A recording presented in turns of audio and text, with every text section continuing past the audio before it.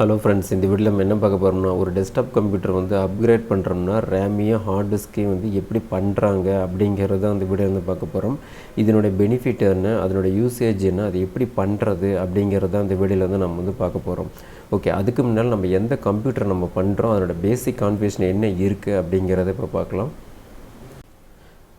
Okay, நம்ம இந்த computer தான் நம்ம வந்து அப்கிரேட் பண்ண போகிறோம். இதனோட கம்ப்யூட்டர் கான்ஃபிகரேஷன் பார்த்திங்கன்னா, இதனுடைய மதர் போர்டு வந்து ஜிகாபைட். இந்த மதர் போர்டோட மாடல் பார்த்திங்கன்னா GAH0M DS2ங்கிறது இதனுடைய மாடல். ஓகே, இப்போ நம்ம வந்து இந்த கம்ப்யூட்டருக்கு நம்ம 2 பார்ட் வந்து மாற்ற போகிறோம். ஒன்று வந்து ரேமு, ஒன்று வந்து ஹார்ட் டிஸ்க். ரேம் வந்து பார்த்திங்கன்னா 4GB ரேம் இருக்குது, அது வந்து DDR4 டைப்பில். அதேமாரி ஹார்ட் டிஸ்க் வந்து 320GB இருக்கிறதுல ஹார்ட் டிஸ்க் இருக்குது. இப்போ நம்ம 2 பார்ட் நம்ம மாற்ற போகிறோம்ல, ரேம் ஹார்ட் டிஸ்க். அதோடைய கெப்பாசிட்டி பார்த்திங்கன்னா, ரேம் வந்து இப்போ நம்ம மாற்றக்கூடிய ரேம் வந்து DDR4 16GB இருக்கிற ரேமும், அதேமாதிரி SSD வந்து 240 இருக்கிற SSD ஹார்ட் டிஸ்க்கு வந்து நம்ம வந்து இப்போ சேஞ்ச் பண்ண போகிறோம். ஓகே, இப்போ வந்து அது எப்படி பண்ணுறது அப்படிங்கிறத பார்க்கலாம். அதுக்கு முன்னால் அதோடய அன்பாக்ஸ் வந்து ரேமையும் ஹார்ட் டிஸ்க்கையும் இப்போ பார்த்துடலாம். இப்போ நம்ம இந்த ஹார்ட் டிஸ்க் தான் நம்ம வந்து யூஸ் பண்ண போகிறோம். இதன் நேம் பார்த்திங்கன்னா Corsair PX500 240GB இருக்கிற SSD ஹார்ட் டிஸ்க். இந்த ஹார்ட் டிஸ்க் வந்து நீங்கள் லேப்டாப்புக்கு யூஸ் பண்ணிக்கலாம், ப்ளஸ் வந்து டெஸ்க்டாப்புக்கும் வந்து யூஸ் பண்ணிக்கலாம். நெக்ஸ்ட் வந்து இதை ஹேண்டில் பண்ணுறது வந்து ரொம்ப ஈஸி தான். நெக்ஸ்ட் இது வந்து நீங்கள் பழைய கம்ப்யூட்டர்லாம் வச்சுருப்பீங்களா, பென்டிஎம், டூயல் கோர் அந்த மாதிரி சிஸ்டத்துக்கு கூட இந்த ஹார்ட் டிஸ்க் வந்து நீங்கள் யூஸ் பண்ணிக்கலாம்.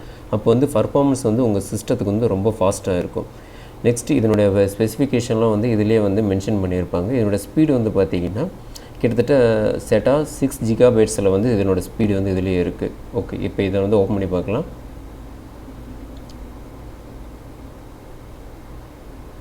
ஓகே, மற்ற ஸ்பெசிஃபிகேஷன், சீரியல் நம்பர் எல்லாமே வந்து இதிலேயே இருக்குது.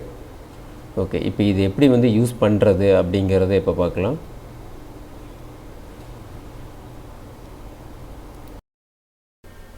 இப்போ ரேம் வந்து அன்பாக்ஸ் பண்ணி பார்க்கலாம். இதனுடைய நேம் வந்து பார்த்திங்கன்னா Corsair வெஞ்சன்ஸ் இருக்கிற 16GB இருக்கிற ரேம். இதனோட டைப் பார்த்திங்கன்னா DDR4 டைப்பு. நெக்ஸ்ட்டு இதனுடைய மெமரி ஸ்பீடு பார்த்திங்கன்னா கிட்டத்தட்ட 3000 MHz இருக்கிற ஸ்பீடு. ஏன்னா இந்த ரேம் வந்து நான் நிறைய ட்ரிப்பு வாங்கியிருக்கேன். இது வரைக்கும் எந்த கம்ப்ளைண்ட்டும் வந்ததில்லை எந்த சிஸ்டத்துக்கும். சப்போஸ் நீங்கள் வந்து DDR4GB இருக்கிற ரேம் வச்சுருந்தீங்கன்னா, டைப் இருக்கிற மாடல் வச்சுருந்தீங்கன்னா, அதை எடுத்துகிட்டு இந்த 16GB போட்டு பாருங்கள், உங்களோட ஸ்பீடு என்னங்கிறது உங்களுக்கே தெரியும். அதேமாதிரி இதனுடைய பர்ஃபார்மன்ஸ் நான் நிறைய ட்ரிப் செக் பண்ணியிருக்கேன், ரொம்ப நல்லாயிருக்கு. ஓகே, இப்போ இந்த ரேம் வந்து எப்படி வந்து டெஸ்க்டாப்லேருந்து அப்கிரேட் பண்ணுறது, ரேமையும் ப்ளஸ் ஹார்ட் டிஸ்கையும் வந்து அப்கிரேட் பண்ணுறது இப்போ நம்ம பார்க்கலாம். இப்போ எப்படி அப்கிரேட் பண்ணுறது அப்படிங்கிறத பார்க்கலாம். இப்போ வந்து நான் ரெண்டுமே நான் வந்து கழட்டி வச்சுருக்கேன்.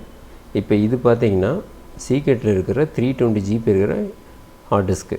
இந்த ஹார்ட் டிஸ்க்கை நான் வந்து என் கம்ப்யூட்டர்லேருந்து எடுத்துகிட்டேன். அதேமாதிரி DDR4GB ரேம் இருக்குது, இதையும் நான் வந்து ரிமூவ் பண்ணிட்டேன். ஏன்னா கரண்ட்டாக இருக்கிறது இந்த 2 தான் உள்ள. இப்போ இதை எடுத்துகிட்டு தான் நான் வந்து SSD ஹார்ட் டிஸ்க்கும் ப்ளஸ் வந்து 16GB ரேம் வந்து போட போகிறேன். ஓகே, இதுதான் இது SSD ஹார்ட் டிஸ்க்கு, 240GB இருக்கிற SSD. நெக்ஸ்ட்டு இது வந்து DDR4 ரேமு 16GB. இது ஆல்ரெடி அன்பாக்ஸ் பார்த்துருப்பீங்க. ஓகே, இப்போ இந்த ரெண்டையும் தான் நான் வந்து இந்த டெஸ்க்டாப்பில் வந்து நான் போட போகிறேன்.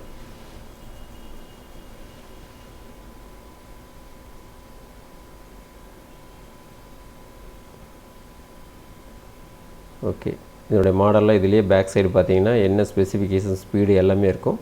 இது வந்து பென் ட்ரைவ். ஏன்னா நான் போட்டோன்னே OS வந்து 10 வந்து நான் இன்ஸ்டால் பண்ணிடணும். இது வந்து ரெண்டையும் எடுத்து வச்சுட்டு இப்போ இந்த டெஸ்க்டாப்பில் வந்து எப்படி போடுறது அப்படிங்கிறத பார்க்கலாம்.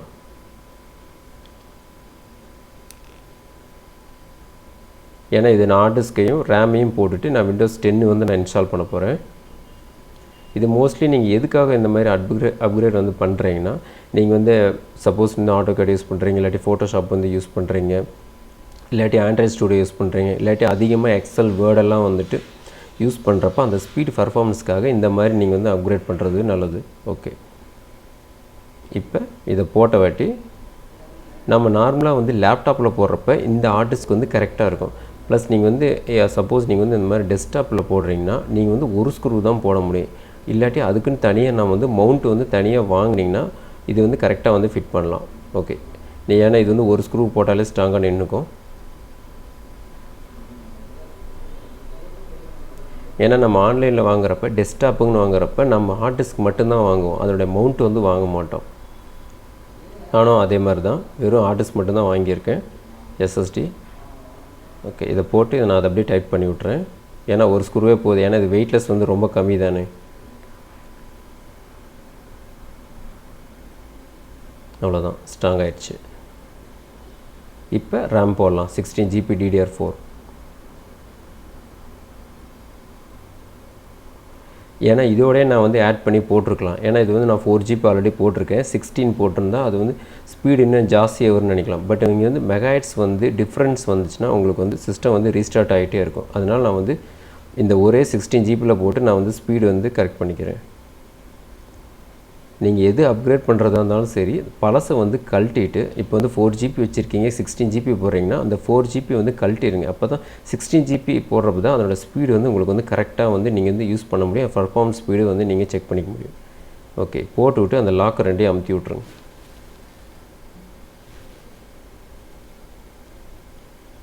ஓகே, இப்போ வந்து ரெண்டையுமே போட்டாச்சு. இப்போ நம்ம ஓஎஸ் வந்து இன்ஸ்டால் பண்ணி பார்க்கலாம்.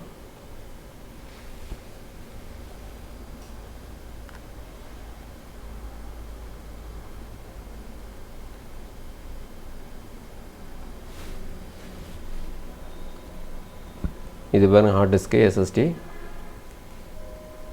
ஒரு ஸ்க்ரூ தான் போட்டிருக்கேன், டைட்டாக இருக்குது. சப்போஸ் உங்கள்கிட்ட மவுண்ட் இருந்துச்சுன்னா நீங்கள் மவுண்ட் வச்சு கூட போட்டுக்கலாம்.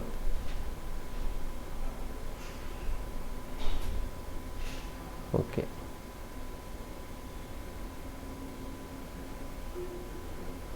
இப்போ எங்களுடைய விண்டோஸ் 10 OS இருக்குது. இப்போ அதை நான் வந்து இன்ஸ்டால் பண்ணுறேன்.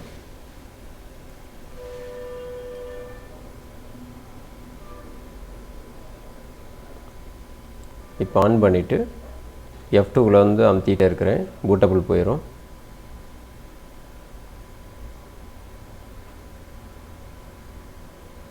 இது வந்து ஷார்ட்கட்.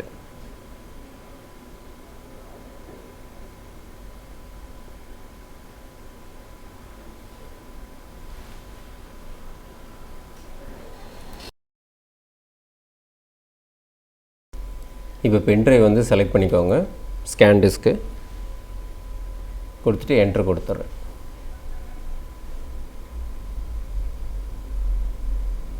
இப்போ ஓஎஸ் வந்து நம்ம இன்ஸ்டால் பண்ணுறோம், விண்டோஸ் 10.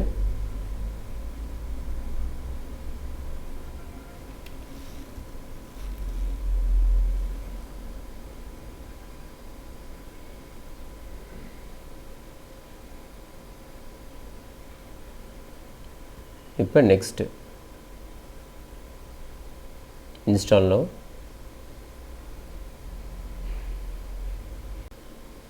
இப்போ டிக் கொடுத்துட்டு நெக்ஸ்ட்டு கஸ்டமைசேஷன் செலக்ட் பண்ணிவிட்டு இதில் நியூ கொடுத்துட்டு அப்ளை. சிங்கிள் பார்ட்டிஷன் எனக்கு போதும், ஏன்னா நான் ஓஎஸ் சாஃப்ட்வேருக்கு மட்டும்தான் இந்த ஹார்ட் டிஸ்க் வந்து யூஸ் பண்ணுறேன். ஸ்டோரேஜுக்கு வந்து தனியாக 1 TB இருக்குது. ஓகே, இப்போ நெக்ஸ்ட்டு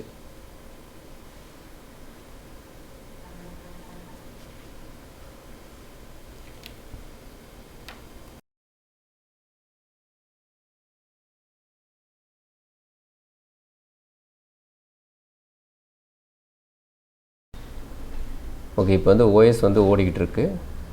இப்போ நார்மலாக இந்த ஹார்ட் டிஸ்க் வந்து நீங்கள் எங்கெல்லாம் வந்து யூஸ் பண்ணலாம்னா, உங்கள் ஆஃபீஸில், இல்லாட்டி உங்கள் வீட்டு சிஸ்டத்தில், இல்லாட்டி வந்து நீங்கள் சர்வர் மெயின்டைன் பண்ணுறீங்க, இல்லாட்டி ஸ்டோரேஜ் சர்வர் வந்து யூஸ் பண்ணுறீங்க, இந்த மாதிரி டைமில் வந்து இந்த ஹார்ட் டிஸ்க் வந்து யூஸ் பண்ணுங்கள்.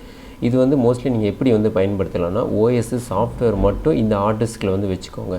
மற்றது வந்து ஸ்டோரேஜுக்கு வந்து தனியாக வந்து அந்த 1 TB 500 GB இல்லை 2 TB இது வந்து இருக்கும்ல, உங்கள் படம் இந்த இல்லாட்டி டாக்குமெண்ட்ஸ் இதெல்லாம் வந்துட்டு தனியாக ஒரு ஹார்ட் டிஸ்கில் வச்சுட்டு இது வந்து தனியாக ஓஎஸ்க்குன்னே வச்சுக்கோங்க. அப்போ தான் வந்து உங்கள் பர்ஃபார்மன்ஸ் வந்து ஃபாஸ்ட் வந்து ரொம்ப ஸ்பீடாக இருக்கும்.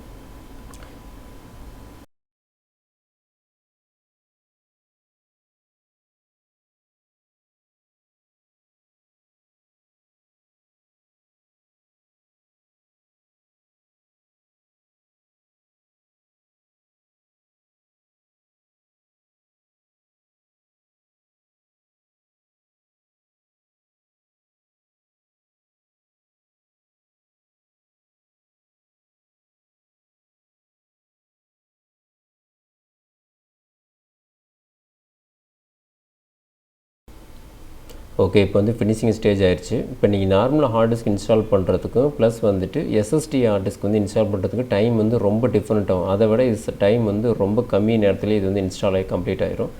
ஓகே, இப்போ வந்துட்டு நம்ம கான்ஃபிகரேஷன் வந்து செக் பண்ணி பார்க்கலாம். இப்போ தீம்ஸை செலக்ட் பண்ணிவிட்டு டெஸ்க்டாப் ஐக்கானை வந்து செலக்ட் பண்ணிடுங்க. இதில் நெட்வொர்க்கும் கம்ப்யூட்டரும் செலக்ட் பண்ணிவிட்டு அப்ளை. ஓகே, இப்போ வந்துட்டு கான்ஃபிகரேஷன் செக் பண்ணலாம். இப்போ திஸ் கம்ப்யூட்டரை வச்சு ரைட் கிளிக் பண்ணிட்டு ப்ராப்பர்ட்டிஸ் வந்துடும். இப்போ இதில் வந்துட்டு பார்த்திங்கன்னா நீங்கள் ரேம் எவ்வளோ போட்டிருக்கீங்க அப்படிங்கிறது இதிலேயே தெரிஞ்சிடும்.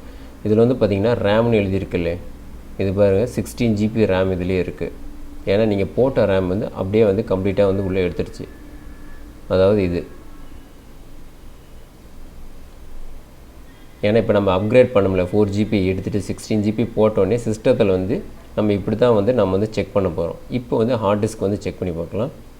அதுக்கு இந்த கமாண்டை போட்டிங்கன்னா இது வந்து இந்த சாலிட் ஸ்டேட் ட்ரைவ்னு இருக்குல்ல, இப்படி வந்துச்சுன்னா நீங்கள் வந்து எஸ்எஸ்டி ஹார்ட் டிஸ்க் தான் உள்ளே இருக்குது அப்படிங்கிறத நீங்கள் தெரிஞ்சுக்கலாம். சப்போஸ் இதில் வந்துட்டு ஹார்ட் டிஸ்க்னு வந்துச்சுன்னா அது வந்து நார்மல் ஹார்ட் டிஸ்க். அதே வந்துட்டு எஸ்எஸ்டிங்கிறதான் இது வந்து ஃபுல் ஃபார்மாக இதில் இருக்குது. அந்த மீடியா டைப்பில் பார்த்திங்கன்னா நீங்கள் தெரிஞ்சுக்கலாம். நெக்ஸ்ட்டு இப்போ வந்து எவ்வளோ ஜிபிங்கிறத பார்க்கலாம். டிஸ்க் மேனேஜ்மெண்ட்டில் போய்ட்டு இதில் வந்துட்டு அந்த பேசிக்கில் பார்த்திங்கன்னா அந்த 240க்கு வந்து கம்மியாக தான் அதில் காட்டும். எக்ஸாக்டாக வந்து எந்த ஹார்ட் டிஸ்க்குமே அதில் காட்டாது. சிங்கிள் பார்ட்டிஷனில் தான் இருக்குது. ஓகே, இப்போ பார்த்திங்கன்னா உங்களுக்கு தெரியும் இது வந்து நீங்கள் ஹெச்டிடியா இல்லாட்டி எஸ்எஸ்டியான்னு செக் பண்ணுறது. இது வந்து எவ்வளோ ஸ்பேஸுங்கிறத செக் பண்ணுறது. ஓகே, இப்போ ரீஸ்டார்ட் பண்ணிவிட்டு எவ்வளோ நேரத்தில் சிஸ்டம் வந்து ஆன் ஆகுது அப்படிங்கிறத பார்க்கலாம். இப்போ நான் சிஸ்டத்தை வந்து ரீஸ்டார்ட் பண்ணிவிட்டேன்.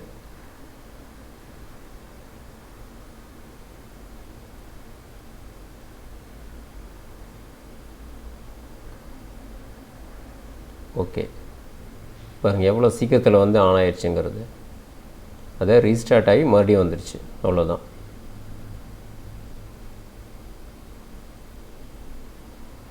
ஓகே, இப்போ வந்து ஷட் டவுன் பண்ணிவிட்டு மறுபடியும் நான் வந்து ஆன் பண்ணி பார்க்குறேன். எவ்வளோ நேரத்தில் வந்து ஆன் ஆகுது அப்படிங்கிறத பார்க்கலாம். இப்போ சிஸ்டம் வந்து ஷட் டவுன் ஆயிடுச்சு.